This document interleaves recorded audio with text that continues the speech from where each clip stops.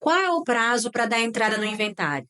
Muito provavelmente você já sabe que esse prazo é de 60 dias, que você vai pagar multa caso perca esse prazo. Porém, o que eu vou te explicar aqui é algo que eu nunca vi ninguém explicar na internet. Primeiramente, eu tenho que te explicar que o ITCMD, então Imposto de Transmissão Causa Mortes ou Doação, mas no caso a gente está falando causa mortes porque é o falecimento, é o imposto do inventário. Ele se justifica pela transferência do patrimônio do falecido para seus herdeiros.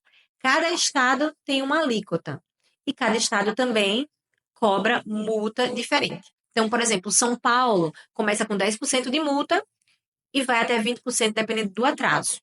Em Alagoas, que é onde eu resido, apesar de que eu atuo em todo o país, é 20%. Então, um dia de atraso, você vai pagar 20% de multa. Então, no imposto de 30 mil reais, por exemplo, você vai pagar 6 mil reais só de multa. Mas aí você pensa, Lara, a pessoa faleceu, uma pessoa que eu amo. Já tem toda aquela situação para você resolver quando a pessoa falece, né? De atestado de óbito. Eu lembro quando meu pai faleceu, eu estava com 7 meses de grávida. Era um sábado. E eu tive que ir com a minha irmã ver flores, escolher caixão, ver a regularidade lá do jazido dele, do local que a gente tinha lá, já o jazido, as taxas que tinha que pagar. Meu cunhado foi atrás da certidão de óbito, atestado de óbito, certidão de óbito. Transporte, onde vai ser velado, comunicar aos parentes, fazer santinho, quem vai tocar, o padre. E aí, quando finalmente você chega em casa, e olha que meu pai era idoso, então era uma coisa que meio que a gente já esperava, mas mesmo assim é muito pesado. E eu estava grávida ainda mais. E aí você chega em casa e você, finalmente posso descansar. Não, você tem 60 dias. Além de resolver muitas vezes a pensão da viúva, né?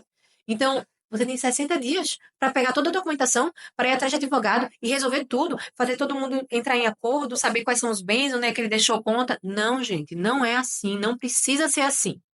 É isso que eu tenho para falar para vocês. Se for judicial o inventário, ou seja, aquele perante o juiz, você só precisa de certidão de óbito, RG, CPF, comprovante de residência da pessoa que vai dar a entrada. Claro, uma procuração do advogado, e o advogado vai fazer uma petição simples e vai interromper esse prazo. E se for extrajudicial, aí se o advogado que você contratou é especialista, ele vai saber quais são os cartórios que aceitam receber a documentação parcialmente.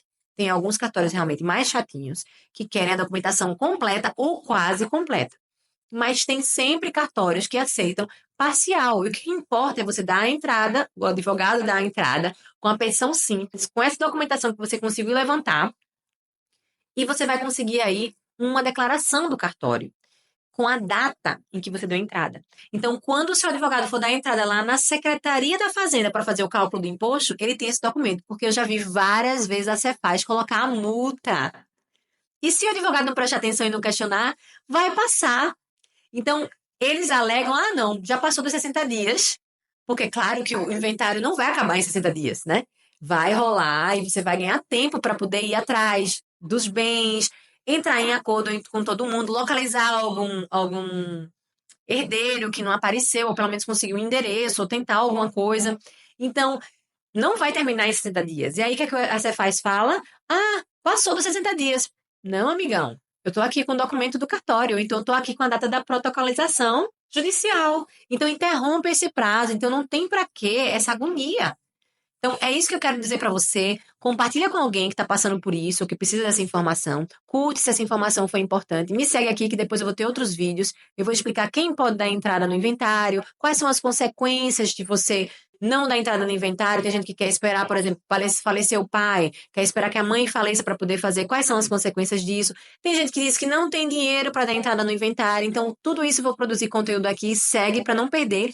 E comenta aqui qualquer dúvida que ficou sobre esse ou outro assunto e diz também de onde você é, que aí eu posso te dizer qual é a alíquota do imposto e qual é a multa caso você atrase no seu estado.